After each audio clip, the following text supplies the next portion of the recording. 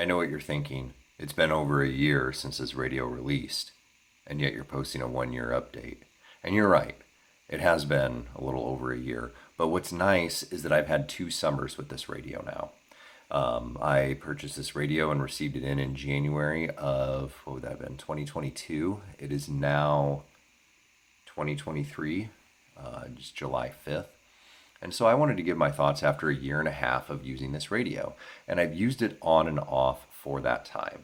And I want to say on and off for a particular reason because I've had another kind of go-to radio that I've used. It's the FT5. And so I know that the ID-52 is a little bit more expensive. So why have I been going back and forth between the two of those? Well, one of the initial reviews that I did with the radio is that I, had used this for a week and said, this is a great radio to use over the course of that week. Having it for over a year now, some more, I don't want to say problems, but some more things have kind of popped up. Well, I live in Indiana. I did not take this radio out for a walk during that time. I have now. You'll notice that I have the smaller battery on it, despite the fact that the larger battery is about 3 feet that way. So why am I using the smaller battery? Well, the larger battery I think is great, and it's great if you're going to go full dad mode and clip this thing to your belt. Now, I don't really do that. I clip it to my pocket. And again, this is a problem with myself. So I know that someone's going to leave some mean comment and be like, well, just don't clip it to your pocket. Well, I'm sorry that I'm not a 45-year-old dad with my gigantic OtterBox cell phone clipped to my waistband and my Tommy Bahama shirt on. I just called some people out and they're upset. Leave a downvote and see you later. But I clip it to my pocket. And the reason that I do that is because of this little hook thingy that's on the end right here. And a lot of radios kind of have this little hook thing. And some of them, let me check my Yaesu. If it has it, it does. Some of them actually have this little lip right here, and it makes it hard to kind of get it off of your belt. This one, not so much, but it's easier to get it up so that I can use it. I use my HT a lot. One thing that I can't stand is when I sit here and I hear people repeat their call sign over and over and over on the repeater and no one comes back to them. Obviously, they want to talk to someone. And there are a lot of people that, they listen to VHF, UHF, and they don't ever come back to those folks. I like to. The whole purpose of me getting into radio was communication. Kind of. I mean, I'm also interested in the wireless aspect, but that's another rant for another video. So this radio is very imbalanced. So what do I mean by imbalanced? When I clip this to my pocket, it wants to fall out. And so you could see right here a gigantic gouge in it. This fell from my pocket onto the concrete. I'm a relatively tall individual, but the radio held up to that, which is surprising because usually you think of high-end radios as being less robust. I had talked in a previous video about my Anytone and how I thought that the Anytone was the most robust radio that I owned, and I still stand by that fact that it is probably the strongest radio that I have, but this one I was surprised it held up to the abuse that it went through. I buy luxury watches to wear them. I buy cars to drive them, and I buy radios to use them. I will not buy a radio that I'm not willing to replace. And when I bought this, I knew that there was a chance that it could get damaged or destroyed. And it got damaged, but you know what? Now it's officially mine with its little battle scar down here. And it held up to it just fine. So with this one, you're going to have to go dad mode and you're going to have to clip it to your waistband, especially, or to your belt, especially if you want to use that larger battery. If you use this slimmer one, it's a little bit more manageable.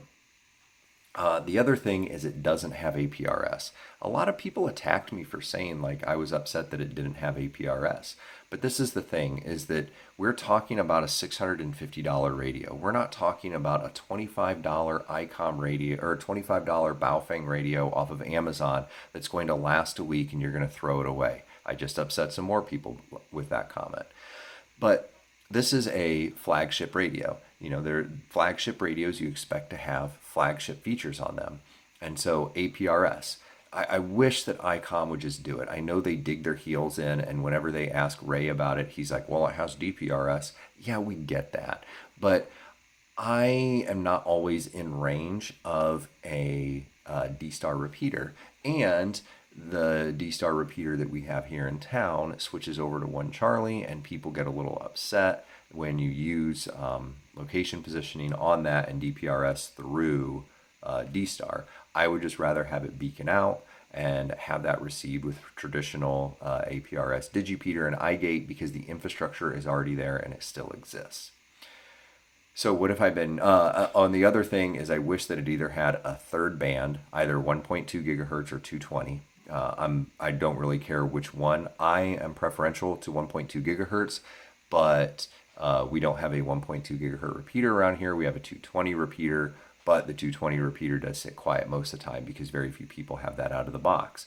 We saw what happened to 3 gigahertz, how they took 3 gigahertz away from us because not very many people were using it, and we stand the risk of the same thing with 220. I think 1.2 gigahertz is a little bit safer, but I think the same thing could happen to 220. And so I feel like this radio, just for the price, needs a third band. The other thing is I feel like it needs full duplex.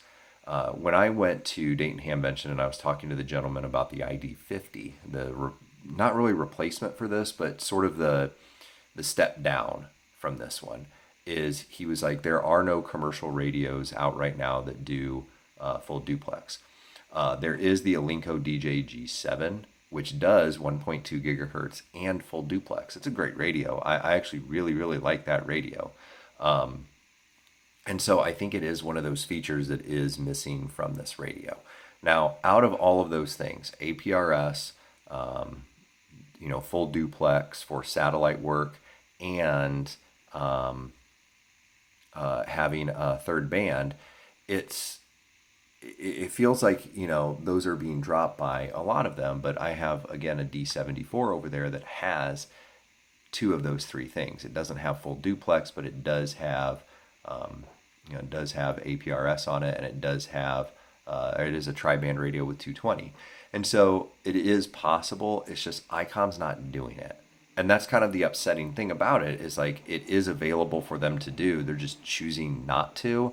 And I guess it's kind of like, I don't know, it's a little frustrating kind of seeing that, especially on a flagship radio. Like, this radio isn't cheap. It's $650, I think, somewhere in there. But it's an expensive radio, and it kind of needs those things. So now, how have I been using this radio for a year? For those of you that are still around, I know that some people, they just watch, 5 minutes, they get to the point where I complain about the radio, and then they click off of it because I somehow personally insulted them because I said that this radio has flaws to it. But what have I been using this radio for? This has been my travel radio. Last summer, I went to the ARL's Teachers Institute 1 and 2. And I went to the National Education Association, RA, the Representative Assembly. So our National Teachers Union, I went to the Representative Assembly for that in Chicago. And this was my go-to radio. Last week, my wife and I went on vacation, and we got back from Boston, and this was the radio that I took. This is the radio that I take with me anytime I travel. And what I do is I unscrew the antenna, and it goes right into my little messenger bag that I use for my carry-on. So why do I take this over the FT5? Because I said that my FT5 was kind of my go-to radio around and about. The FT5 is a little bit better balanced, so when I clip it into my pocket, it does hold on there well. It does have APRS. It's missing the tri-band features, and it's missing the full duplex. But it's been kind of my go-to around town.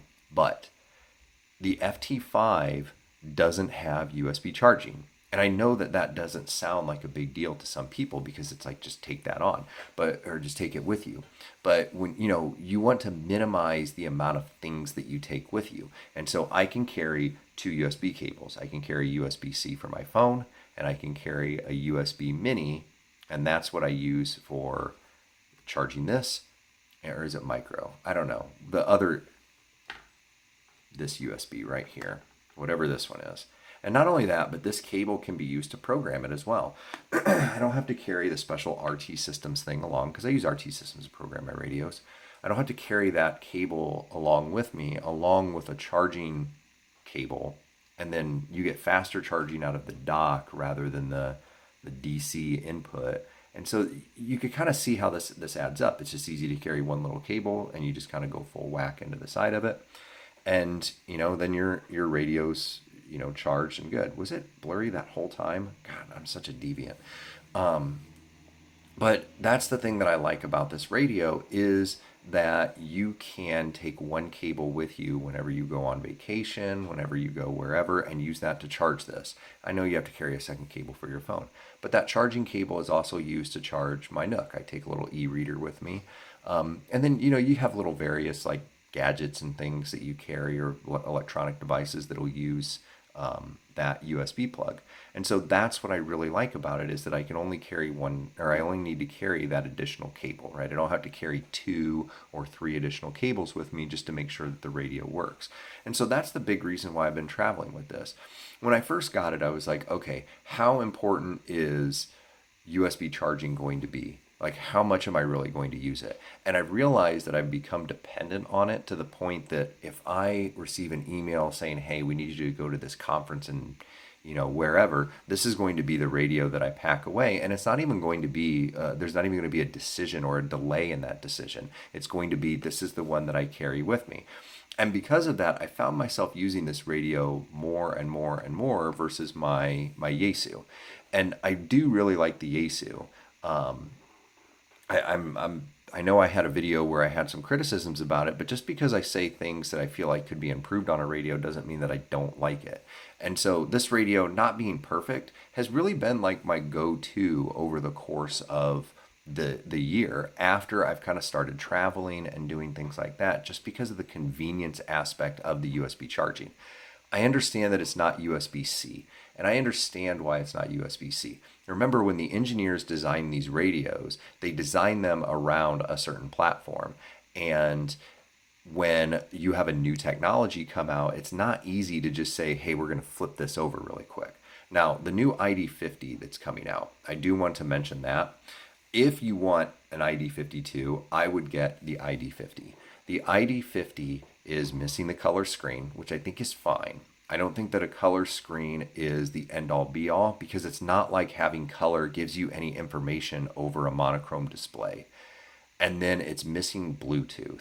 Now, for me, I don't use the Bluetooth features that are on my phone. All right, I know that you can link it to the app and send pictures and things like that. I don't use that. Maybe that's something that I need to play around with a little bit, but I don't use that. And so for me, if I didn't have Bluetooth, it wouldn't be the end of the world. I don't use Bluetooth headphones with it. I've tried to pair them, and it works out okay to pair them, but it's not really something that I do. And so for me, I think that the ID-50 would be a pretty good radio. I know it's a little bit smaller, but if you are debating getting an Icom, I think that the ID-50 and the ID-52 are both really good radios. It has the USB charging. It is missing APRS. I like to tinker with APRS. It's just a fun mode. But those are my thoughts on the radio.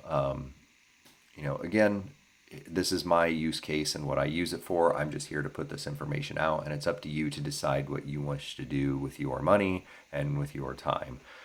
So thanks everyone for watching. Stay safe out there.